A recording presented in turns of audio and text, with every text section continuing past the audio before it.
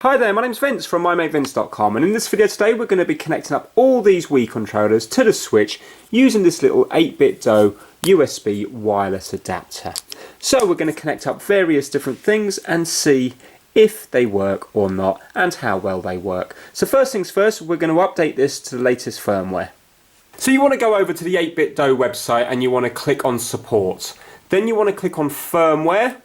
And then you want to scroll down until you find your retro receiver here. And if you have a look, you can see there's a couple of firmwares as of when this video was made. We're going to be going on the latest, which is version 1.16. And we're going to go to download. And then you're going to download it and unzip it. So now you're going to open it up. And it says here, hold down the pair button of the receiver and connect to PC via USB cable. So I've got a little extension cable here that's plugged into my PC. I'm going to hold down the pair button here before I plug it in, and now I'm just going to plug it in. Like that, and now I can let go. Right, okay, and now it says click update and select firmware title. So we're going to click update, and now I'm going to scroll down to this one here. And now it says update version 1.16, and I'm going to click OK. And now it's just moving along there. When it gets to the end, it will be done. There we go. Firmware upgraded successfully. Okay, so I can now unplug it and bring it over to my Switch. Okay, so both of these adapters are now fully updated. Now the reason we're using the 8Bitdo adapters is because it makes it so easy to connect up the Wiimotes. There is other ways of doing it. For example, you can use a Cronus Max with a Magic NS adapter, and then you can select the exact buttons you want. But the problem is the combination of those adapters are between 60 and 70 pounds, so they work out quite expensive. With this one here, you can get it for under 15 UK pounds, and it's just a case of plugging in and syncing it up, and it just works. So first of all, let's get it connected up. Now you will have to change one of the settings on the Nintendo Switch. So if you were to go into your settings and then go all the way down to where it says controllers and sensors, you are going to have to make sure that Pro Controller wired communication is turned on, because by default it is off. So turn that one on, otherwise these will sync up, but they're just not going to do anything. Right, okay, so obviously this will work in docked mode. I'm just showing you it in tabletop or handheld mode because it's easier for the filming, but I will show you at the end it working in docked mode. Now with these adapters, they will only sync up one controller per adapter. So even if you have 4 or 5 Wiimotes from years ago, you will only be able to connect up one Wiimote per adapter. So if you want 2-player, you've got to use 2 adapters. And bear in mind now, when you plug this into the dock, you will have to use a USB-C hub. You can get just a cheap one. This is just one from a pound shop, and it works because these are too wide to plug into the USB ports, because the USB ports are quite close together. So the width of these, when you plug one in, you then can't get the second one in because it doesn't fit. So just bear that in mind as well. Now when you're using the Wiimotes, there's no rumble, so there's no vibration on it, and also motion controls do not work. So unlike the Wii, you will not be able to, for example, play Mario Kart on this and use this to turn the corners. As well as that, on games like Mario Kart, you can't press 1 and 2 together to drift around the corner. You are very limited when you're using just the Wiimote as to what you can do. But that's where you will plug other things into the port at the bottom, and then you will have the full range of buttons, as you will see later in the video. Now, so we've turned on the Pro wired communication thing, that's turned on, and we're going to use now a USB-C on the go cable. So this converts USB-C just to a standard USB female, and now we're going to get one of our adapters and we're just going to plug it into here. And if you look closely, you will see that there's a little red light there that will just start to flash. You probably won't be able to see this in through the camera lens, but all we have to do is tap that little sync button there, and that will start to flash quickly. And then we're going to get one of our controllers and we're just going to basically just tap the sync button at the back here, and you will see it will flash, and then it will just pair up. That is it, player 1. And now we're going to hold it in this orientation, and you will see it's working like this. Right, I'll show you the full range of buttons in a minute, but let's just pair up another one. So now let's say if I wanted to pair up this one here, what we would do is we would unplug that one, plug in a USB hub, and then plug that into there. Let's resync up this one again. There we go, so you can see this one's still working. And now let's pair up this one. So take another adapter, plug it into one of the other ports, doesn't matter which one. Hit the sync button up here, and then hit the sync button here. And there we go, you can see that this one is now synced up. Now, although they're both down as player 1, they are actually working as player 1 and player 2. So if I was just to quickly go into Mario Kart, I'll just show you that. If you have a look now, you can see that this one's moving the one on the left hand side, and this one will be moving the one on the right hand side. Right, okay, so although they're just lit up as the one blue light, they are player 1 and player 2. Let's go to home. Well, I'm just going to quickly show you the inputs because they don't match up to here, because obviously on the Switch we don't have 1 and 2.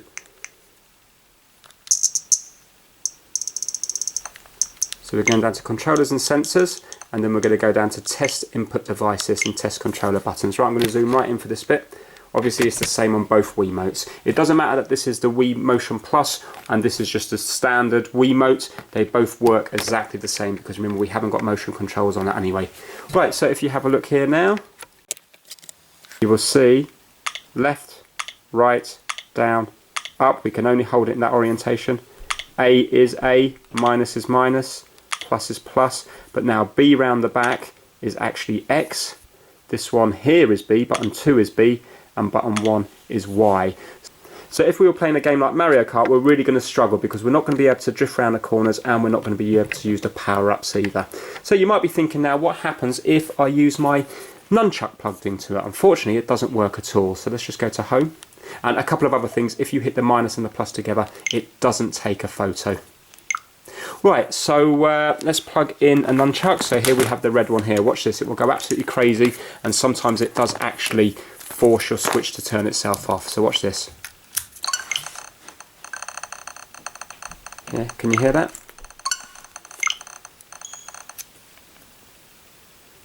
Okay. And now it doesn't matter if you do it with the white one, it will still do exactly the same. Let's say on the white one here, red or white, it doesn't matter which one you use, it will still do the same thing. So let's see if I can go to home. Right, ready?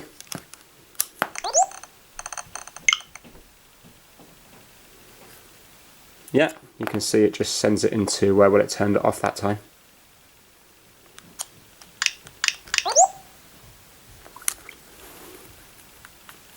Right, okay, so nunchucks are not an option, and it doesn't matter if you unsync it first. So let's say now if I was just to tap the sync button, it's not synced any longer. I'm going to plug this one into here, and now if I was to hit one of the sync buttons, yeah, you can see as soon as it syncs up, it makes it go crazy again. Yeah, so it doesn't matter what you do, you cannot use the nunchucks on the Nintendo Switch when you're using this adapter here. You can when you use the Cronus Max and the Magic NS adapter, but not with this setup here. But the good news is there's plenty of other controllers that you can plug into the bottom port and they work really well. Now, before I updated these adapters, the controllers did not work with the correct buttons. So for example, this wasn't A. Since updating the adapters, it now works perfectly. So with the upcoming Smash game, a lot of people might be wondering whether they can use, for example, their old battle pads from the Wii. Well, yes you can. At this moment in time, unless it gets patched out, it's all working absolutely fine. So check this out. If I was to plug that one into there, let's just go to home. Right, so this one here will be working as the left analog stick. This one will be working as a right analog stick. Let me just exit out of this game here. And the buttons work as they should. So let me go down to test input.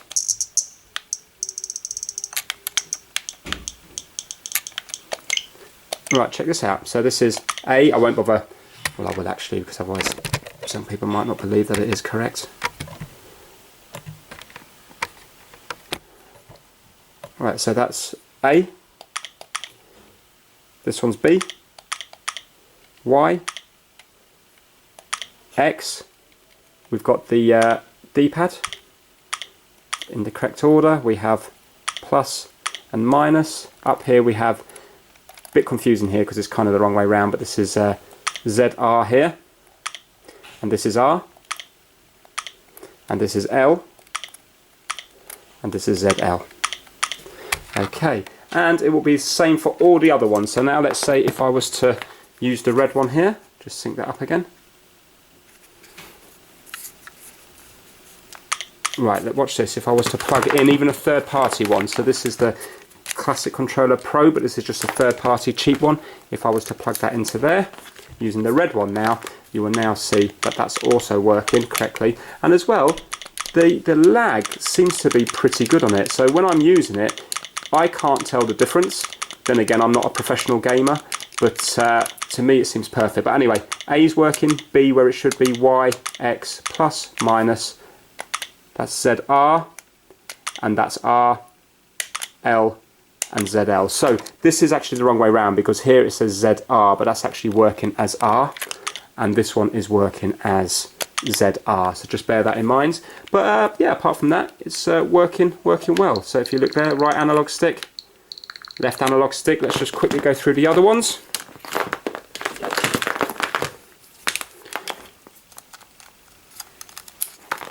This is the Classic controller, and again it's all working where it should be.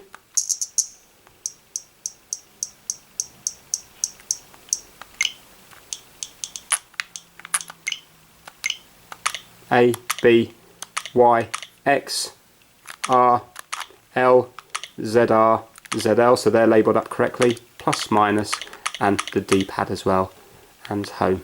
And lastly, we have the PDP one over here, so let's use this one.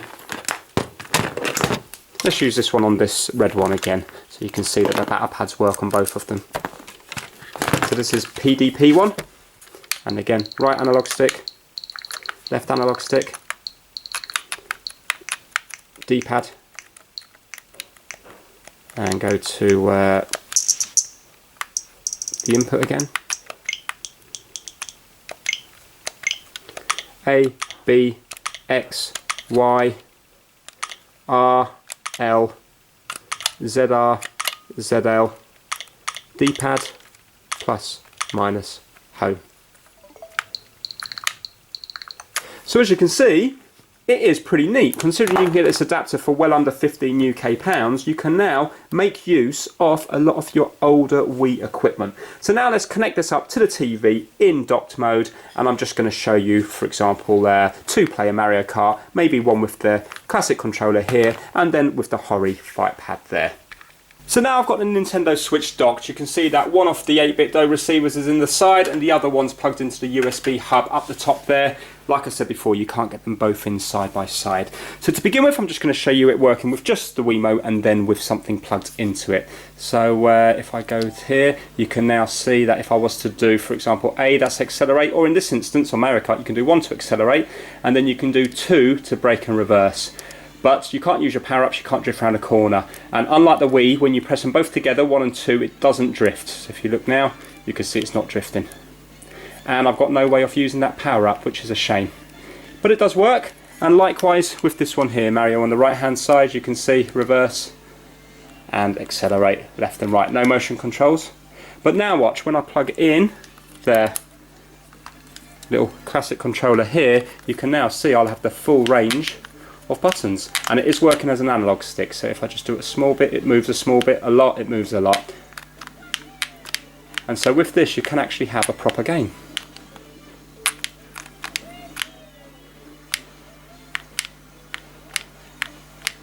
Yeah, you see? Right, and with this one here, if I was to use the Hori Battle Pad plugged into the red one, you can now see on this side, again, it will work fine. A second, let me just...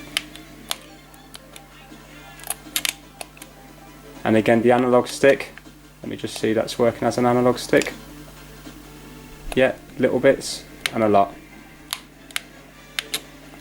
Doesn't seem as sensitive as the Classic controller though. It's harder to do small amounts. There you go. See, very small amounts. Right.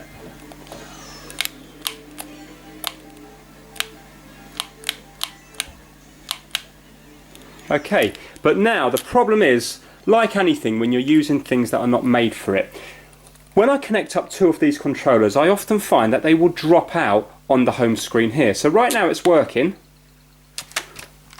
but then if I was to come back to it a few minutes later, sometimes I find that it doesn't work. and that doesn't seem to happen as much when I'm just using one controller. So now, because I'm doing it for the video, it's going to work perfectly. Let me just exit this one.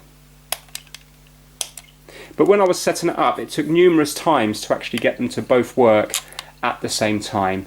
So, you know, do I recommend this? Well, no, you might as well just use your Pro controller and get used to it. You know, outlay the money for that, and then you don't have to keep buying adapters that are never going to work perfectly.